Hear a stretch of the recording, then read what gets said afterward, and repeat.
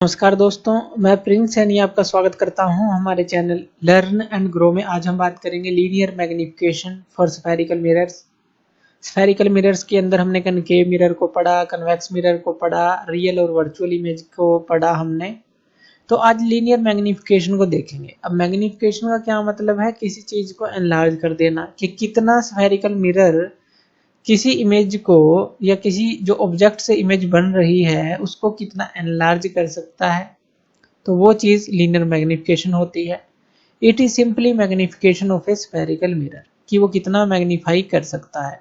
इसके अंदर ऐसा भी हो सकता है कि इमेज छोटी बने, बड़ी बने, लेकिन ऑब्जेक्ट की जो इमेज बनेगी तो उससे ये रिलेटेड है एक तरह से, ऐसा कह लीजिए। ये रेशो होता है दो चीजों का। अब देखिए, जब भी आप किसी चीज की एफिशिएंसी निकालते हैं, एफिशिएंसी क्या होती है? आउटपुट डिवाइड में इनपुट, ये होता है फॉर्मूला, ये आपने पढ़ा होगा।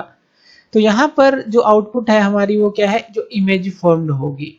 तो it is the ratio of size of the image form, जो साइज बना है इमेज का, by the mirror to the size of the object. यानी कि जो इनपुट हमने एक तरह से, जो ऑब्जेक्ट की इमेज बनी है, तो इनपुट क्या थी? ऑब्जेक्ट, जो जिसने इमेज जो है जिसकी बनी है, इमेज क्या है? आउटपुट है।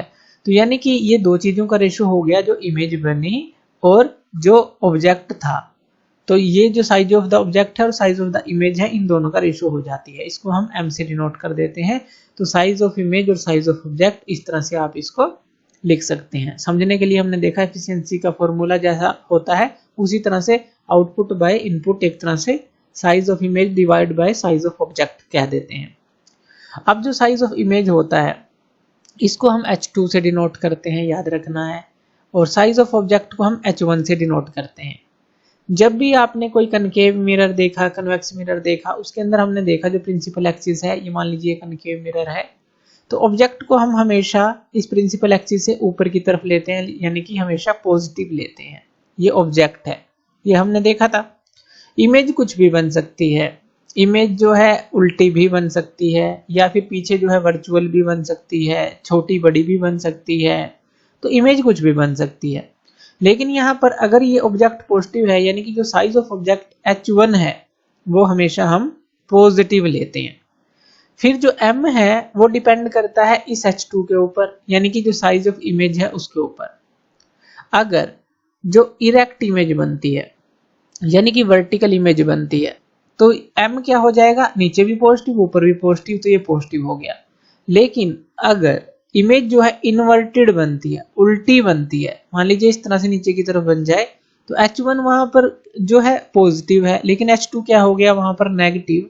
तो इसके नेगेटिव होने से m क्या हो गया? नेगेटिव। यानी कि इन दोनों का रेशो है, h1 हमेशा पॉजिटिव है। तो डिपेंड किसके ऊपर करेगा? साइज ऑफ इमेज के ऊपर। अगर पॉजिटिव है h2 तो पॉजिटिव रहेगा m, अगर नेगेटिव है h2 तो नेगेटिव रहेगा m। यानी कि जो मैग्निफिकेशन है, या लीनियर मैग्निफिकेशन कह लीजिए, तो ये चीज रहती है।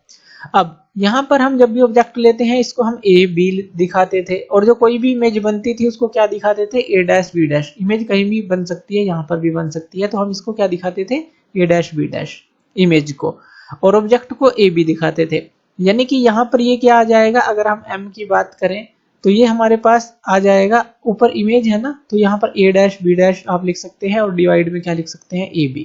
यानी कि इस तरह से जो भी हमने अब तक डिस्कस किया उस हिसाब से लिख सकते हैं कि जो साइज ऑफ द इमेज है a डैश b डैश कुछ भी हो, और डिवाइड में size of the object a b। इतना क्लियर है? अब इसी फॉर्मूला को हम देखते हैं कनकेव मिरर के लिए और कन्वेक्स मिरर के लिए। यही जो फॉर्मूला है, अब ये जो फॉर्मूला था, इसके अंदर हमारे पास क्या आया था? अगर हम कनकेव और कन्वेक्स की बात करें, हमारे पास ये रिलेशन आया था, आपके याद हो, a dash b dash divide में a b equal to P B dash divide में पी बी। अब ये क्या चीज है? ये जो रिलेशन आया था, ये पहले लेक्चर में हम पढ़ चुके हैं, दोबारा से इसको देख लेते हैं एक बार। तो कनकेव मिरर ले लेते हैं जब रियल इमेज फॉर्म होती है। रियल इमेज कब फॉर्म होती थी? जब ऑब्जेक्ट जो होता था फोकस से काफी बियॉन्ड होता था, या कहीं की सेंटर ऑफ कर्वेचर से भी पीछे होता था, ये बनती थी। और यहाँ पर देखिए जो हमने लिखा, जो रिलेशन हमने क्या लिखा था अभी, a dash b dash by a b equal to, ये हमने क्या लिखा था? p b dash by p b। ये p b dash by p b, यही लिखा था। तो ये रिलेशन हम निकाल चुके हैं पहले। तो अब यहाँ पर इनकी वैल्यूज को पुट करके देखते हैं। अब यहाँ पर a डैश b डैश क्या है, अब देखिए यहाँ पर इन्वर्टेड इमेज बन रही है, यानी कि जो H1 है वो तो यहाँ पर AB जो है वो तो पॉजिटिव है, यहाँ पर लिख लेते हैं वो पॉजिटिव है, लेकिन जो H2 है इन्वर्टेड होने के कारण वो नेगेटिव हो गया। PB डैश अगर पोल से हम लेफ्ट की तरफ चलेंगे, यानी कि इंसिडेंट रे इस तरफ है राइट की तरफ, और पोल से लेफ्ट की तरफ चलेंगे तो नेगेटिव होगा डिस्टेंस। तो P से लेकर B डैश तक ये जो है यहाँ तक का डिस्टेंस इमेज तक का होता है V, तो ये हो जाएगा हमारे पास PB डैश क्या हो जाएगा हमारे पास माइनस का V हो जाएगा, और PB हमारे पास क्या हो जाएगा माइनस का U हो जाएगा, क्योंकि ऑब्जेक्ट तक का डिस्टेंस है। तो ये भी माइनस लेंगे, पोल से उल्टी तरफ चल रही है जिस डायरेक्शन में रे इंसिडेंट कर रही है। तो ये आ गया। तो अब यहाँ पर ये पुट कर देते हैं। अब देखिए a डैश b डैश की जगह हमने क्या रख दिया, माइनस का H2 रख दिया। ए बी की जगह हमने क्या रख दिया, ए बी की जगह है हमारा H1। pb डैश की जगह क्या आ गया माइनस का v, और pb की जगह क्या आ गया माइनस का u। ये माइनस माइनस कैंसिल हो जाएगा, ये आ गया v बाई u आ गया। ये आ गया हमारे पास, ऊपर आ गया v और नीचे आ गया u, माइनस माइनस कैंसिल, यानी कि जो m है हमारे पास क्या आया माइनस H2 बाई H1 आ गया, equal to v by u आ गया। ये रिलेशन बना हमारा किसके लिए, जब हम कनकेव मिरर ले रहे हैं और रियल इमेज जो है बन रही है, इन्वर्टेड है, रियल है और इन्वर्टेड है।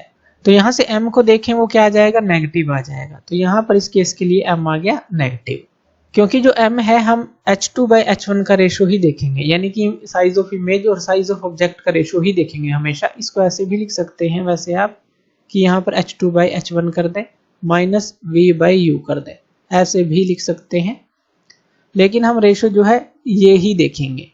अब ये तो हमने देखा कि जब रियल इमेज बने, इसी तरह से हम देख लेते हैं कनकेव मिरर का ही केस देख लेते हैं, लेकिन इमेज जो बनेगी वो वर्चुअल इमेज बनेगी। वर्चुअल इमेज कब बनेगी, जब फोकस से जो आगे हो, जब फोकस से आगे होता है ऑब्जेक्ट। तो यहाँ पर जो है वर्चुअल इमेज यानी कि आभासी प्रतिबिंब बनता है इसके पीछे, जब हम इन लाइंस को पीछे की तरफ खींचते हैं। ये भी हमने देख लिया था पहले। तो यहाँ पर क्या है वही रिलेशन ले लेते हैं जो हमने ली थी a dash b dash divide में ab, और इस तरफ क्या था हमारे पास pb डैश बाई pb। अब a डैश b डैश, अब ये देखिए पोल से हम इस तरफ जा रहे हैं राइट की तरफ, जिस डायरेक्शन में रे इंसिडेंट हो रही है ये v है। तो यहाँ पर जो है a डैश b डैश जो है और यहाँ का डिस्टेंस ये जो है दोनों ही पॉजिटिव होंगी, क्योंकि ये जो है ऊपर की तरफ है, इरेक्ट इमेज है। तो a डैश b डैश क्या है, यहाँ पर लिख लेते हैं एक बार। a डैश b डैश हमारे पास क्या है, ये है H2। a b क्या है हमारे पास, अब ये क्या है H1, ये भी पॉजिटिव हो गया क्योंकि ये ऊपर की तरफ है, ये भी ऊपर की तरफ है। उसके बाद जो pb डैश है, pb डैश यहाँ से यहाँ तक ये भी पॉजिटिव हो गया, क्योंकि हम राइट की तरफ चले जिस डायरेक्शन में रे इंसिडेंट कर रही है। उसके बाद जो pb है ये क्या हो जाएगा माइनस का u, क्योंकि ये जो है हमारा लेफ्ट की तरफ है। अगर पोल से लेफ्ट की तरफ चलेंगे, opposite to the incident ray चलेंगे, तो ये चीज ये आ गया। अब यहाँ पर वैल्यू पुट कर देते हैं। ये क्या आ गया हमारे पास H2 बाई H1 आ गया, जो m है, यानी कि m इस केस के लिए पॉजिटिव आ जाता है, यहाँ से सीधा पता चल जाता है, और इक्वल टू ये क्या आ जाएगा हमारे पास v बाई u। तो इस केस के लिए ये माइनस बाहर हमने लगाया है ये, तो ये रिलेशन इसके लिए बनती है। अगर कनकेव मिरर का केस लें जब वर्चुअल इमेज बनती है, और m इस केस के लिए क्या आता है पॉजिटिव आता है। चलिए एक और केस लेते हैं जो कि कन्वेक्स मिरर का केस है। कन्वेक्स मिरर में हमेशा वर्चुअल इमेज ही बनती है, हमें पता है, तो m हमेशा पॉजिटिव रहेगा, इतना क्लियर है। अब यहाँ पर ये हमने कन्वेक्स मिरर का केस ले लिया। अब यहाँ पर वही रिलेशन ले लेते हैं a dash b dash divide में ab, ये आ गया, और यहाँ पर ये क्या आएगा pb डैश डिवाइड में pb। a dash b dash, अब ये देखिए ऊपर की तरफ है तो यहाँ पर H2 पॉजिटिव रहेगा, AB जो है H1 ये तो हमेशा पॉजिटिव रहता है। PB डैश, अब P से पोल से B डैश ये जो है V आ गया प्लस का रहेगा, और P से B ये क्या आ जाएगा माइनस का U। तो M जो है ये आ गया, यानी कि ये भी M पॉजिटिव रहा, और हमारे पास रिलेशन बना इसके लिए जैसा अभी रिलेशन सेम ही बनेगा सबके लिए माइनस V बाई U। तो इस केस के लिए ये आ जाता है, m हमारा पॉजिटिव रहता है जो मैग्निफिकेशन है। तो इस तरह से जो लीनियर मैग्निफिकेशन है हम तीनों केसेस के लिए समझ सकते हैं। अब यहाँ पर कुछ जो है केसेस ले लेते हैं। जब m जो है ग्रेटर देन 1 होगा तो जो इमेज बनेगी वो बड़ी बनेगी। तो यहाँ पर लिख लेते हैं इमेज जो होगी एनलार्ज्ड होगी। जब m लेस देन 1 होगा तो जो इमेज बनेगी वो क्या बनेगी, वो स्मॉल बनेगी। अगर m जो है पॉजिटिव होगा तो इमेज जो होगी वो इरेक्ट बनेगी, वर्टिकल बनेगी, इरेक्ट वर्टिकल इस तरह से। और अगर m जो होगा वो नेगेटिव होगा तो जो इमेज बनेगी वो हमेशा इन्वर्टेड बनेगी, इन्वर्टेड यानी कि उल्टी बनेगी। अगर हम कनकेव मिरर का केस देखें तो m क्या हो सकता है, वहां पॉजिटिव भी हो सकता है, नेगेटिव भी हो सकता है, अभी हमने देखा। लेकिन कन्वेक्स मिरर के केस में m हमेशा पॉजिटिव होगा। तो इस तरह से कुछ केसेस हैं जो हम इसके थ्रू समझ सकते हैं, जो हमने अभी फॉर्मूले निकाले। इसके अलावा हम कुछ अदर फॉर्मूले भी मैग्निफिकेशन के डिस्कस कर सकते हैं, जो कि मिरर फॉर्मूला है उससे हम निकाल सकते हैं। मिरर फॉर्मूला क्या था हमारे पास, 1/u plus 1/v equal to 1/f, ये फॉर्मूला था। इससे भी हम कुछ फॉर्मूले निकाल सकते हैं मैग्निफिकेशन के लिए। अगर हम क्या करें, v से मल्टीप्लाई कर दे दोनों तरफ, तो यहाँ पर ये क्या आ जाएगा, v/u आ जाएगा, प्लस ये क्या आ जाएगा 1 आ जाएगा, और यहाँ पर ये क्या आ जाएगा v/f आ जाएगा। यहाँ से v/u को इस तरफ रहने देते हैं, 1 को उस तरफ ले जाते हैं, v/f माइनस का 1। यहाँ पर एलसीएम लेंगे तो ये क्या आ जाएगा, v माइनस f/f आ गया। अगर हम वर्चुअल इमेज की बात करें, जो अभी हमने डिस्कस की थी कि जब वर्चुअल इमेज बनती है वर्चुअल इमेज के लिए, तो हमारे पास m की वैल्यू क्या आती थी, m की वैल्यू माइनस v/u आती थी, यही आती थी। तो यहाँ पर भी हम यही अप्लाई करेंगे, और यहाँ पर ये क्या आ जाएगा हमारे पास, यानी कि माइनस जब v/u करेंगे तो ये जो है उल्टा हो जाएगा, हमारे पास f माइनस v डिवाइड में f हो जाएगा। तो ये जो है हमारे पास फॉर्मूला बनता है मैग्निफिकेशन का वर्चुअल इमेज के लिए, क्योंकि ये हम निकाल चुके हैं, अभी हमने निकाला। तो v/u ये है, तो m क्या होता है माइनस v/u वर्चुअल इमेज के लिए, तो ये आ जाएगा। अगर हम इसी मिरर फॉर्मूला को v की बजाय, अब v से नहीं, अब u से मल्टीप्लाई करते हैं, इसको u से मल्टीप्लाई करेंगे तो ये क्या आ जाएगा हमारे पास, 1 प्लस u/v आ जाएगा इक्वल टू 1/f आ जाएगा। u/v को यहीं रखते हैं, 1 उस तरफ चला जाएगा, 1 यहाँ पर सॉरी u है, u से मल्टीप्लाई कर रहे हैं, u/f माइनस 1 आ गया, और यहाँ पर u/v क्या आ गया, u माइनस f/f, ये आ गया।